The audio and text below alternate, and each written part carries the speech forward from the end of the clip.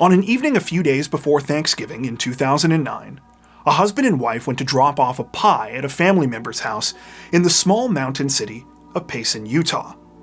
They were greeted at the front door by a young man that they didn't recognize, but who said it was okay, they could come in. The husband's dad was right upstairs. As soon as the pair stepped inside and the door closed behind them, though, they realized that they had just made a giant mistake. 2 hours later, police would receive a 911 call from the house, which by that point had become a brutal crime scene. On that call, the couple explained that they had only narrowly made it out with their lives. After beginning an investigation, however, police would slowly become convinced that something about this entire situation wasn't adding up. And it was that thought that would cause the case to end with a twist so ridiculous that no one involved could believe it.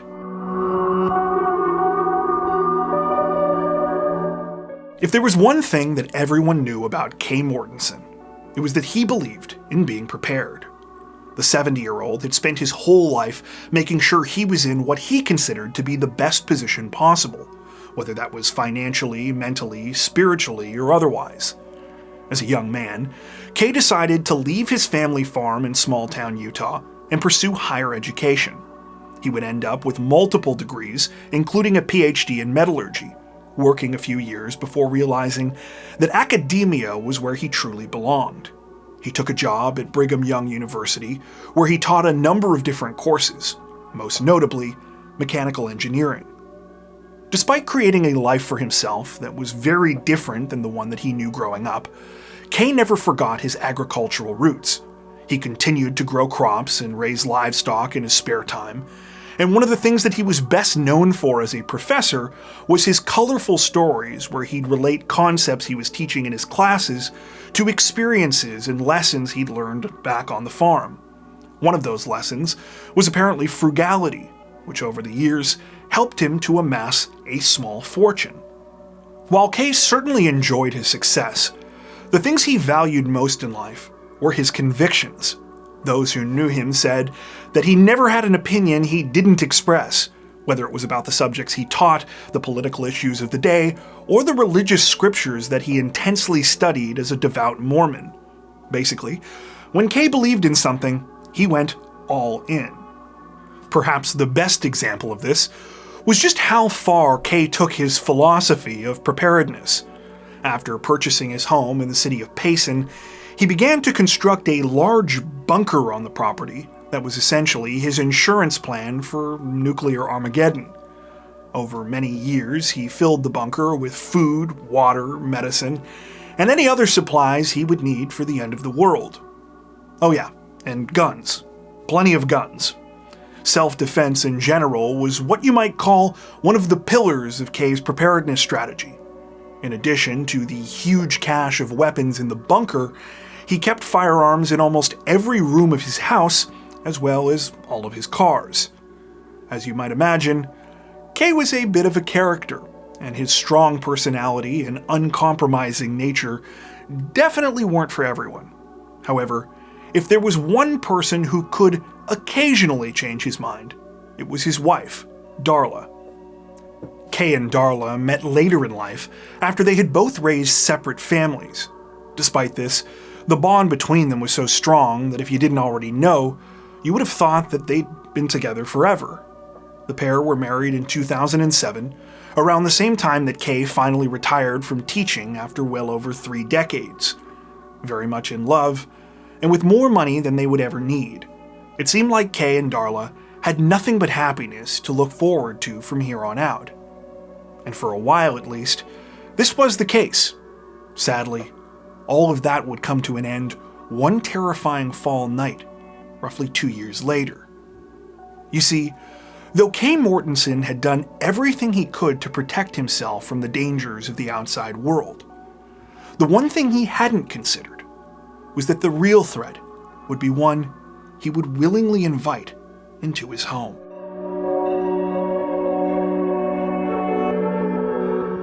On the night of November 16th, 2009, Darla was driving home when she got a call from one of her neighbors, Kent Carroll. Kent said he and his wife had been returning to their neighborhood when they found the way blocked off by a team of Utah County Sheriff's deputies. It looked like they might be congregating around Darla's house, and he asked if she knew anything about it. Darla said that she had no idea what was going on.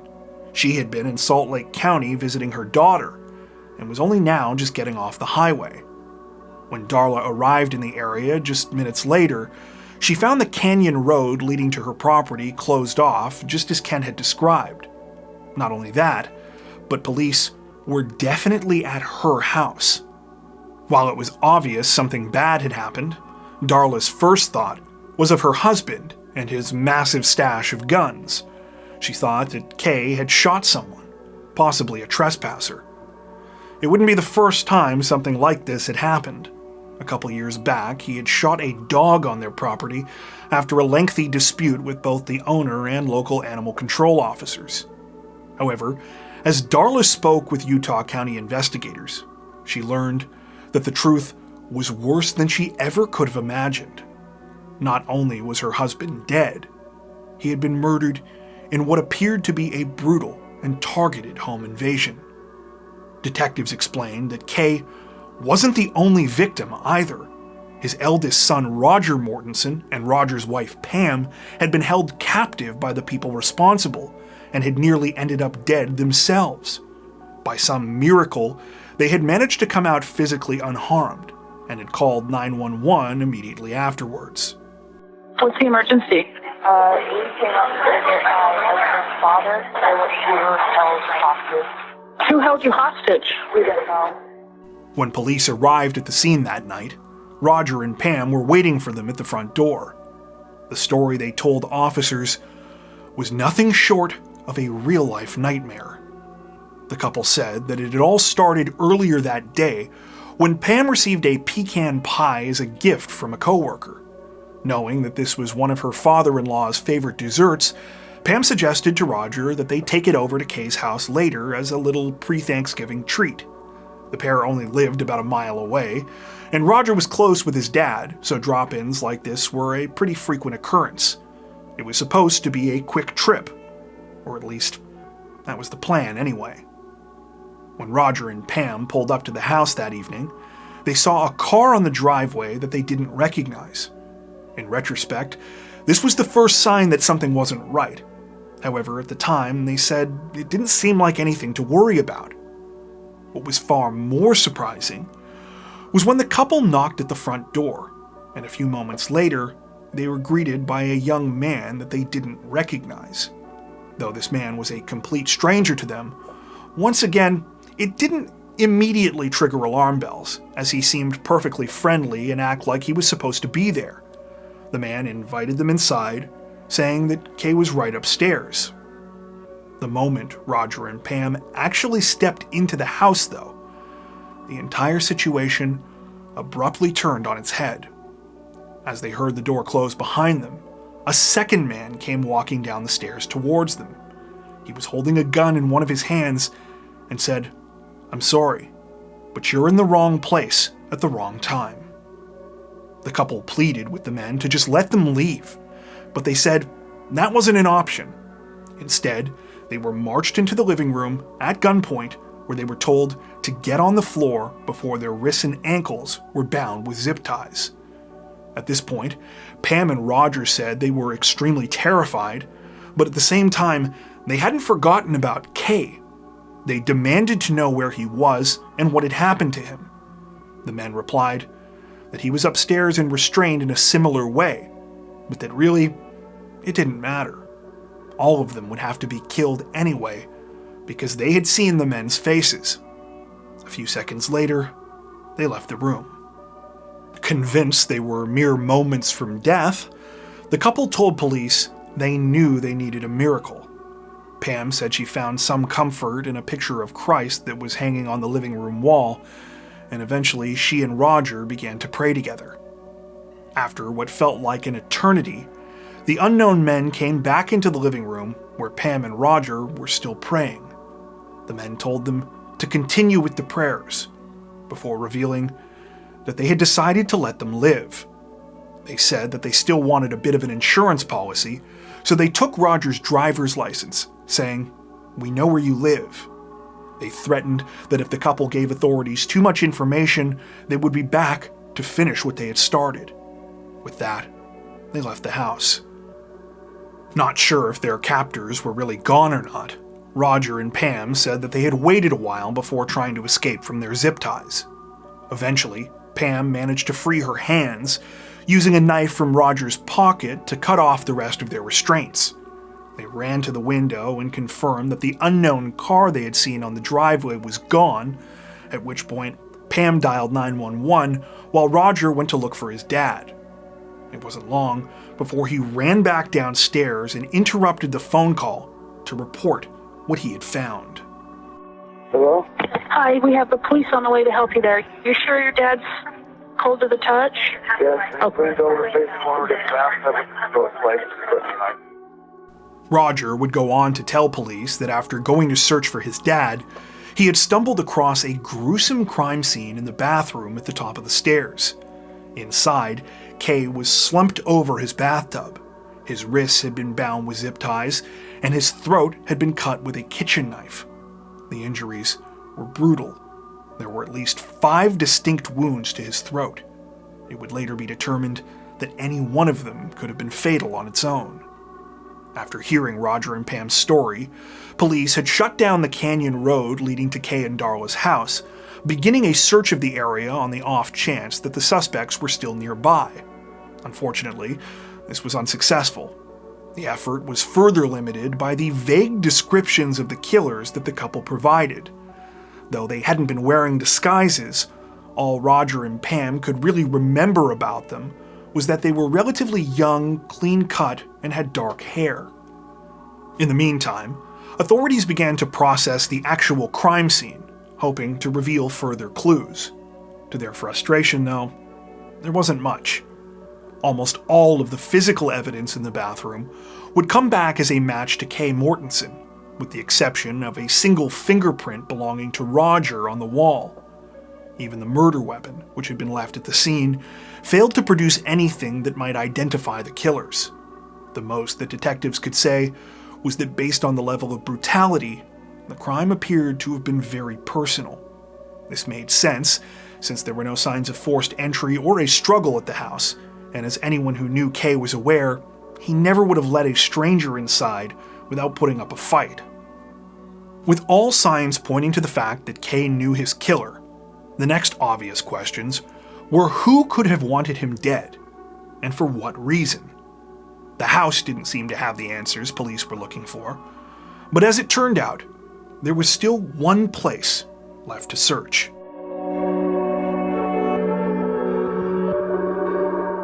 While the evidence inside Kay Mortensen's home might not have provided Utah County detectives with what they had hoped for, it wasn't long before they learned about another area of interest on the property.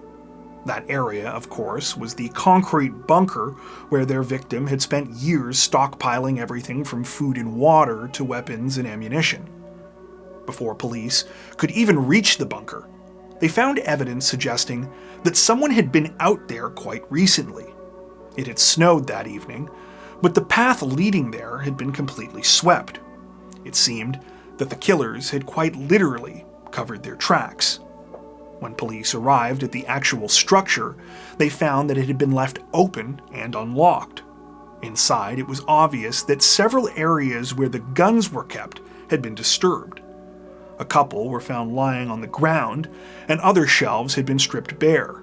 Darla was able to provide investigators with a detailed list of everything that was missing.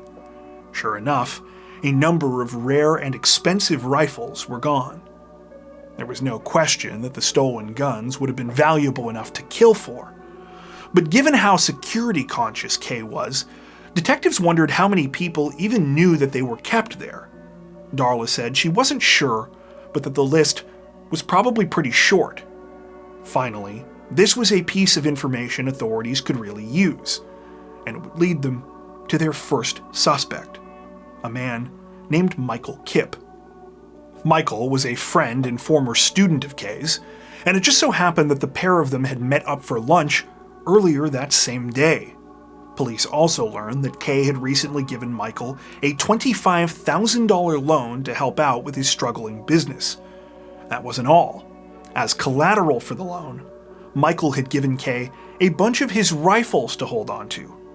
This led police to wonder, could Michael have killed Kay to avoid paying the debt, then taken back his guns for good measure? When detectives went to speak with Michael, he admitted to meeting with Kay for lunch and acknowledged the $25,000 loan, but said that he had nothing to do with the crime. He was able to provide a strong alibi for his whereabouts, one which essentially covered the entire period from when he left the lunch all the way up until the time of the murder. On top of this, police discovered that the guns Michael handed over as collateral were not the same ones that were missing from the bunker. With that, he was effectively ruled out as a suspect. Before the conversation was finished, though, Michael said he had one more piece of information for detectives. During their final meal together, Kay had mentioned something about a heated argument with his eldest son, Roger. Michael didn't ask for many specifics because it didn't seem all that significant at the time, but now he wondered if it might be important. Unbeknownst to Michael, this single comment would turn out to be extraordinarily consequential. You see, almost right off the bat, authorities hadn't been able to shake the feeling that something about this whole case just didn't feel right. And now, they were pretty sure they knew what it was.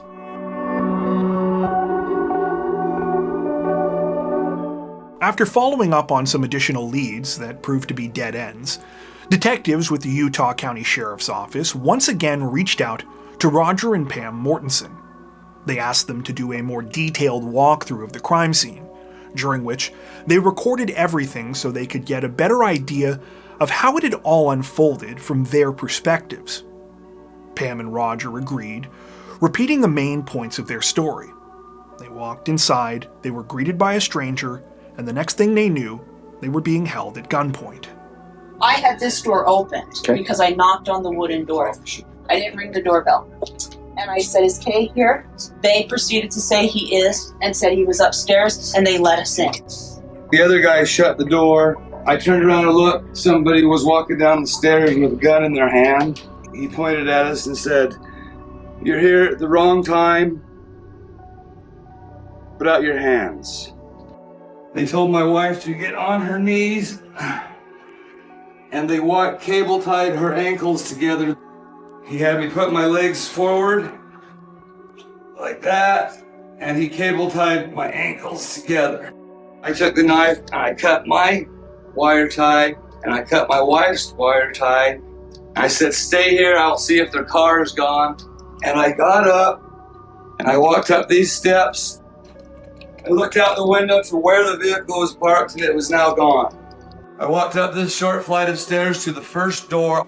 I opened the bathroom door, and I found my father on his knees, tied, slumped over the bathtub. While all of this was more or less what Roger and Pam had said before, in the eyes of detectives, the problems began any time that the couple were pressed on the specifics of what they had seen or experienced. Things as simple as what the men who held them captive looked like, or in the case of their original 911 call, how many suspects there actually were. Okay, the guy that had the gun, what did he look like? Was he a white guy, black guy, Hispanic? I don't know.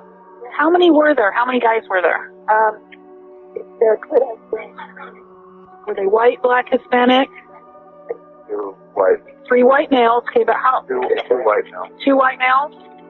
These issues only became more apparent when police asked Pam and Roger to come in for separate interviews. About how tall? I don't know. I'm just trying to get any piece of information about these guys. Shoe color, were they jeans? I don't remember shoe colors at all. Do you have a long sleeve, short sleeve, coat? Just a couple of, all their hair didn't look like their real hair. It looked like it was painted. What color? It was black, but it didn't look like hair. It didn't look real. It wasn't just the lack of details, though. The specifics the couple did provide were often conflicting. For example, they couldn't agree on the make, model, or color of the vehicle the suspects had been driving, and even gave wildly different descriptions of the gloves they were wearing. I know they had purple gloves on. Purple, medical gloves. They had blue fuzzy gloves. For detectives, all of this was just the beginning, though. The more they looked into Roger and Pam, the more they found reasons to be suspicious. Within days of his father's murder, Roger had moved forward with trying to settle Kay's roughly $2 million estate. He was also seen going into the house multiple times and removing items from the property. Authorities weren't the only ones that had noticed this. It turned out Roger's behavior had caught the attention of several people in his family. This included his aunt, Kay's sister, as well as his own siblings. When police dug deeper, they learned that Roger had a history of trouble with the law. In one incident back in 1996, he had pleaded no contest to theft and weapons charges after he pulled a gun on a car full of Boy Scouts for no apparent reason.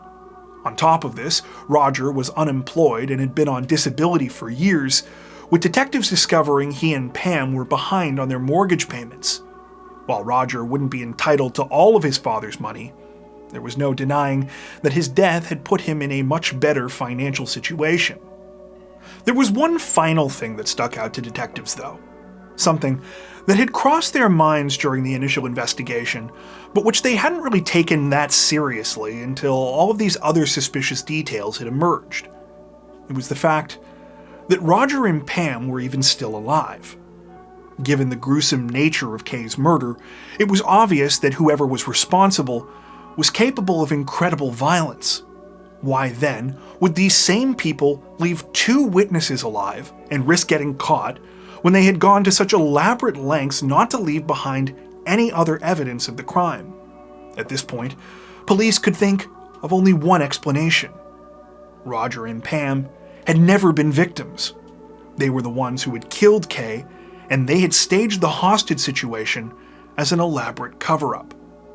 Hoping to get the couple to admit to what had happened, authorities interviewed them once again, this time turning up the pressure.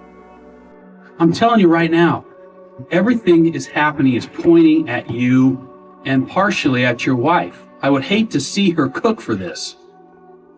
Pam, listen to me. We're trying to give you the benefit of the doubt here, okay? We are now talking about a capital murder. You got to ask yourself, how far am I going to go with this? Despite the mounting pressure against them, Roger and Pam denied having anything to do with the murder. They said that authorities had the case completely wrong and that they were innocent. As for detectives, any remaining doubts they had were put to bed when they conducted a search of the couple's home and they found a hidden compartment. Inside were a number of guns that had originally belonged to Kay Mortensen. They weren't the same ones that had been stolen from the bunker. But for authorities, this was good enough. They went to the district attorney's office, who agreed there was enough to pursue a case. With that, Roger and Pam were arrested and were officially charged with murder. It seemed like only a matter of time before they would be convicted, too. That was until investigators got one of the most shocking phone calls they would ever receive.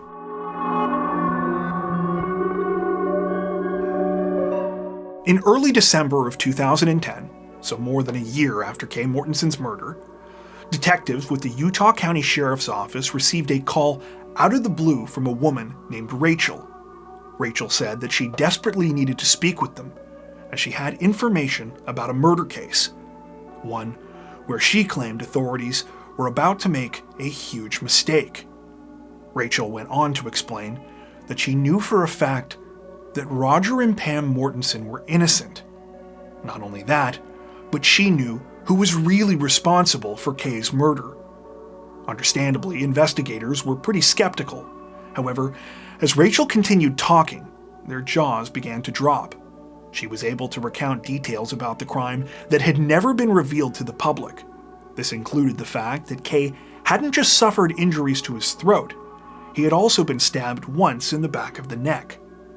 When Rachel came in for an interview, She told detectives the names of the people she said had really killed Kay Mortensen. It was her ex-husband, 23-year-old Martin Bond, and his friend, 22-year-old Benjamin Rettig. Rachel said that she was sorry that she hadn't come forward sooner. She had been terrified about what might happen to her.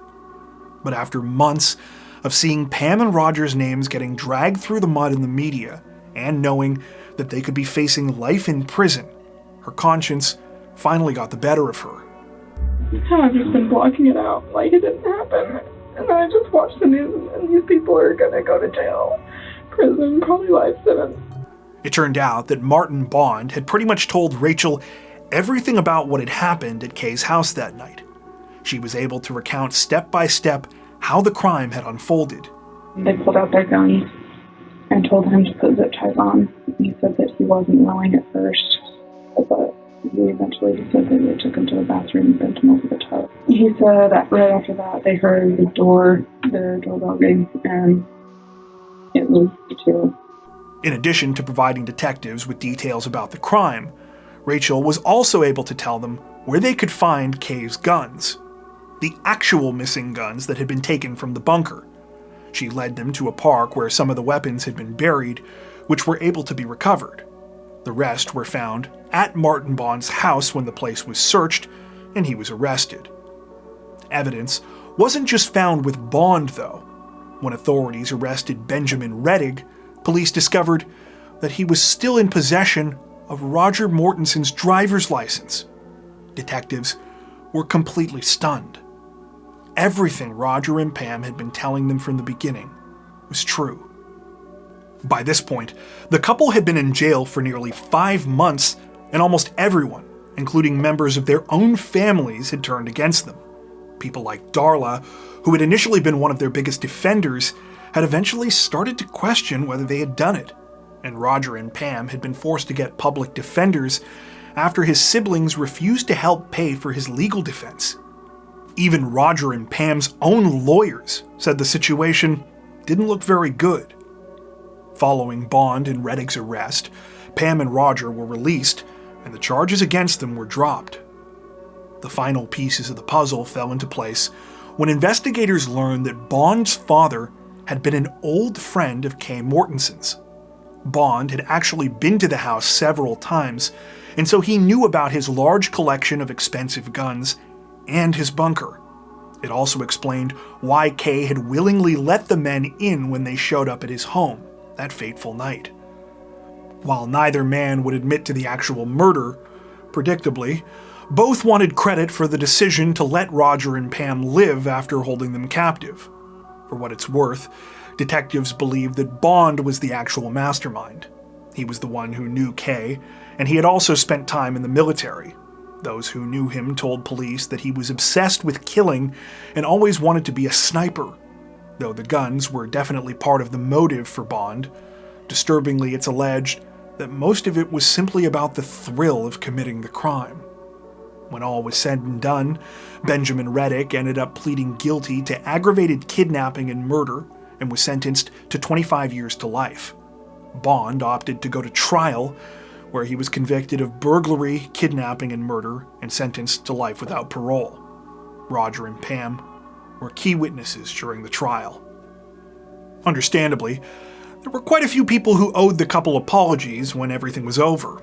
From what we were able to gather in our research, it seems like they patched things up with their family for the most part, though they weren't as forgiving when it came to the Utah County Sheriff's Department and the District Attorney's Office. They ended up filing a lawsuit alleging in part that they lied to a grand jury in order to secure charges against them. In late 2011, though, a judge ruled that they had no legitimate claim and threw out the suit.